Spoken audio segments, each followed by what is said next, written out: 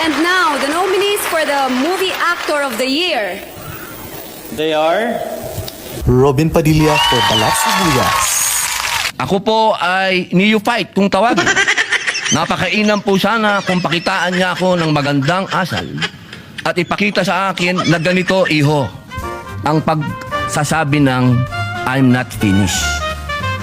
Hindi yung I have the floor with the burning eyes and the very high voice. Alan Cayetano, Under Attack. Sorry but I don't think there's any question. The Senate is under attack. Was under attack. All of you, your lives were in danger last night.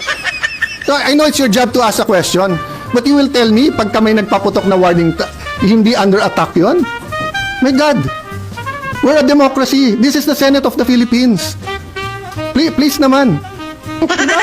And Pia Cayetano for Takot na Takot Pagkatapos Ako. ng lahat, pagtingin ko ng group natin, yung dating majority group, walang ni isa sa inyong nangamusta sa amin. Some of you I've known for 20 years, 10 years, and I didn't even hear any of you say, kamusta na kayo dyan? Napakasakit na sa akin. Sobrang sakit. So yun lang ang masasabi ko. Yes, I am very ready.